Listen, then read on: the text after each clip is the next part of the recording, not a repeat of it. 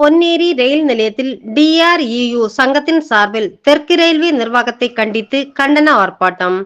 Railway கடவு பாதைகளில் பாதுகாக்கப்பட்ட குடிநீர் கழிப்பறை வசதிகளை ஏற்படுத்தி தர வலியுறுத்தல்.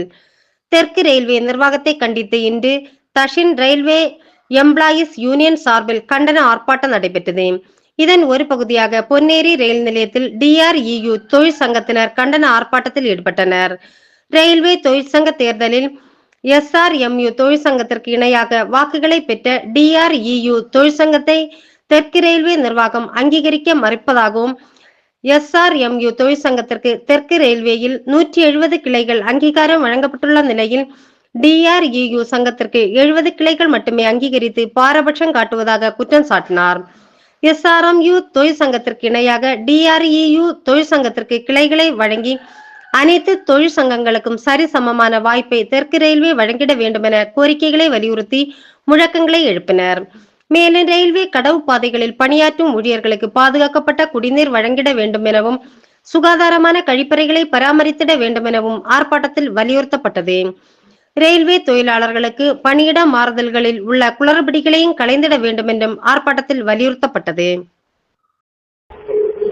இன்றைய தினம் தெற்கு ரயில்வே முழுவதும் DREU வெற்றி பெற்று கிட்டத்தட்ட 2 ஆண்டு காலம் ஆகிறது.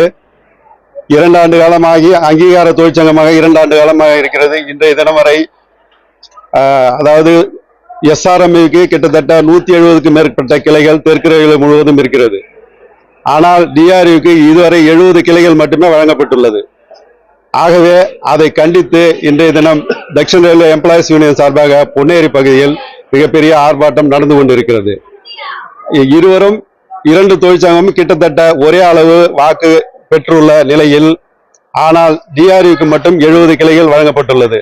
இதை கண்டித்து இன்றைய தினம் பொன்னேரி பகுதியில் இந்த தொழிலாளர்களை திரட்டி மாபெரும் ஆர்ப்பாட்டத்தை நடத்தி கொண்டிருக்கிறோம்.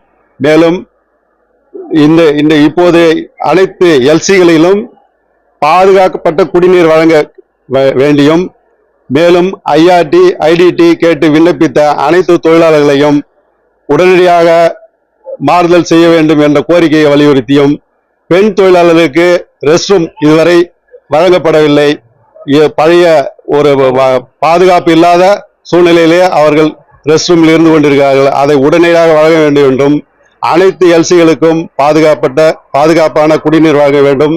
அனைத்து LCகளுக்கும் சுகாதாரமான கழிப்பிட வசதி செய்து கொடுக்க வேண்டும் என்றும் இந்த கோரிக்கைகளை வலியுறுத்தி இன்றைய தினம் பொன்னேரியில் DREU சார்பாக மிகப்பெரிய ஆர்ப்பாட்டம் நடந்து கொண்டிருக்கிறது.